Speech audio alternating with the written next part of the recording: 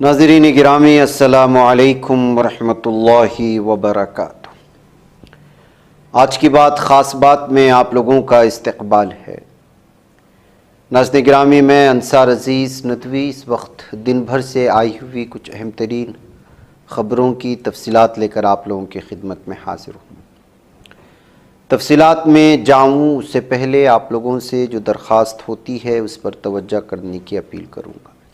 ناظرین گرامی، مغربی بنگال میں الیکشن کمیشن کے خصوصی انتہائی نگہداشت یونٹ کے عمل سے ٹھیک پہلے بی جے پی ریاست بھر میں 1000 سے زیادہ شہریت ترمیمی قانون CAA کیمپ قائم کرنے جا رہی ہے۔ پارٹی نے اس کے لیے تیاریاں شروع کر دی ہیں۔ آئندہ 2026 کے اسمبلی انتخابات کے قریب آنے کے ساتھ بی جے پی نے ان کیمپوں کی تعداد بڑھانے کا فیصلہ کر لیا ہے اور رہنماؤں اور کارکنوں کو ہدایت دی گئی ہے کہ وہ بنگال میں مقیم بنگلہ دیش سے ستائے ہوئے ہندو پناہ گزینوں کو CAA کے تحت شہریت کے لیے درخواست دینے کی ترغیب دے۔ تو سوال یہ ہے کہ SIR اور CAA کیمپوں اور بنگال کے انتخابات کے درمیان آخر کیا تعلق ہے؟ کیا یہ سب انتخابات کے لیے کیا جا رہا ہے؟ یہ سوال اس لیے پیدا ہوتا ہے کہ اپوزیشن SIR پر غلط طریقے سے ناموں کو حذف کرنے اور شامل کرنے کا الزام لگا رہی ہے، جبکہ اس طرح کے کیمپ ریاست بھر میں قائم کیے جائیں گے۔ بی جے پی کی اصل توجہ بنگلہ دیش کی سرحد سے متصل اضلاع پر بشمول جنوبی بنگال میں شمالی پرگنہ 24، نادیا اور شمالی بنگال میں کچھ بہار اور شمالی دیناج پور پر فوکس ہوگی۔ بنگال بی جے پی کے صدر MP شمیک بھٹاچاریہ نے CAA کیمپوں کے بارے میں دی انڈین ایکسپریس کو بتایا، یہ پہلے دن سے بی جے پی کا ایجنڈا تھا۔ کووڈ وبائی امراض کی وجہ سے قواعد وضع کرنے میں تھوڑی تاخیر ہوئی، لیکن ہم تیار ہیں۔ انہوں نے کہا کہ ریاست بھر میں 1000 سے زیادہ کیمپ لگائے جائیں گے، جن میں سے زیادہ سرحدی علاقوں میں ہیں۔ بھٹاچاریہ نے کہا کہ بہت سے اضلاع میں بنیادی طور پر سرحدی علاقوں میں آبادیاتی تبدیلیاں ہو رہی ہیں، اس لیے وہاں مزید کیمپ قائم کیے جائیں گے۔ انگریزی اخبار انڈین ایکسپریس کی ایک رپورٹ کے مطابق پارٹی کے ایک سینئر لیڈر نے کہا کہ بی جے پی یونٹوں کے علاوہ دیگر ہندو تنظیمیں اور کئی مقامی کلب بھی اس مہم میں حصہ لیں گے۔ بنگال بی جے پی کی طرف سے بدھ کو پارٹی جنرل سیکریٹری BL کی قیادت میں منعقدہ ورکشاپ میں سنتوش کارکنوں، رہنماؤں اور سیاسی طور پر NGOs کے نمائندوں کو CAA پر تربیت دی گئی ہے۔ تربیت یافتہ افراد شہریت کے سرٹیفکیٹ کے لیے درخواست دینے میں دوسروں کی مدد کرنے اپنے علاقوں میں واپس آئے۔ بی جے پی کے ایک سینئر لیڈر نے کہا، عام آدمی کو سمجھنا ضروری ہے کہ CAA کیوں ضروری ہے۔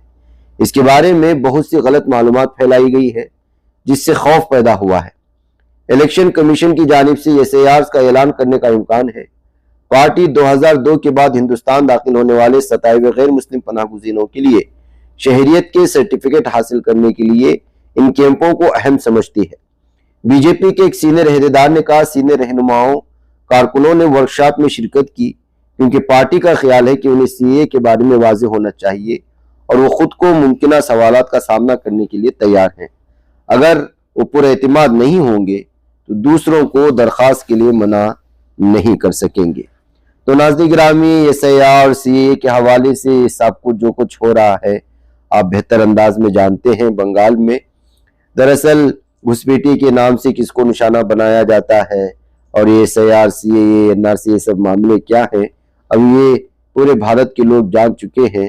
لوگوں کو مزید بیوقوف بنایا نہیں جا سکتا، کہتے ہوئے اپوزیشن بھی اس وقت جو ہے اس سلسلے میں الگ الگ طرح کے تبصرے کر رہی ہے۔ ناظرین گرامی، ادھر خبر آ رہی ہے کہ مرکزی حکومت نے سوشل میڈیا پلیٹ فارمز کو مزید شفاف، جوابدہ اور محفوظ بنانے کے لیے information technology intermediary guide lines اور ڈیجیٹل میڈیا اخلاقی ضابطہ قواعد 2021 میں اہم ترمیم کا اعلان کیا ہے۔ UNI اردو کی ایک رپورٹ کے مطابق وزارت الیکٹرانکس اور انفارمیشن ٹیکنالوجی MEITY کی جانب سے قاعدہ 31D میں کی گئی ترمیم کو باضابطہ طور پر نوٹیفائی کر دیا گیا ہے، جو 15 نومبر 2025 سے نافذ العمل ہوگی۔ ترمیم شدہ ضوابط کے تحت اب سوشل میڈیا پلیٹ فارم جیسے فیس بک، ایکس جو سابقہ ٹویٹر تھا، انسٹاگرام، یوٹیوب اور دیگر آن لائن پلیٹ فارمز پر کسی بھی پوسٹ یا ویڈیو یا مواد کو ہٹانے یا بلاک کرنے کا حکم صرف جوائنٹ سیکریٹری یا اس کے مساوی درجہ رکھنے والے سینئر افسر ہی جاری کر سکیں گے۔ اس قدم کا مقصد مواد ہٹانے کے عمل میں شفافیت اور احتساب کو یقینی بنانا ہے تاکہ اس اختیار کا غلط استعمال نہ ہو۔ وزارت کے مطابق جہاں کسی محکمے یا ادارے میں جوائنٹ سیکریٹری درجے کا افسر موجود نہیں ہوگا وہاں اختیار ڈائریکٹر یا مساوی سطح کے افسر کو دیا جائے گا۔ اس طرح حکومت نے واضح کیا ہے کہ اب کسی جونیئر افسر کو سوشل میڈیا مواد ہٹانے یا اس پر پابندی لگانے کا اختیار حاصل نہیں ہوگا۔ MeitY کی جمعرات کے روز جاری کردہ پریس ریلیز میں کہا گیا ہے کہ ان تمامین کے ذریعے اضافی حفاظتی اقدامات متعارف کرائے گئے ہیں تاکہ digital social media plate form غیر قانونی یا نقصان دہ مواد کو شفاف، متناسب اور جواب دہ طریقے سے ہٹائیں۔ وزارت کے مطابق نئے اصولوں کا مقصد شہریوں کی اظہار رائے کے حق میں اور آن لائن سلامتی کے درمیان توازن قائم کرنا ہے۔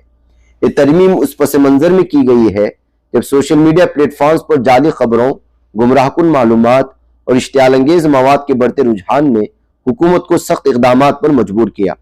ماضی میں بعض معاملات میں جونیئر سطح کے افسران کے ذریعے مواد ہٹانے کے احکامات پر شکوک کا اظہار کیا گیا تھا، جس کے بعد حکومت نے اعلیٰ سطح کی منظوری کا نظام متعارف کرانے کا فیصلہ کیا۔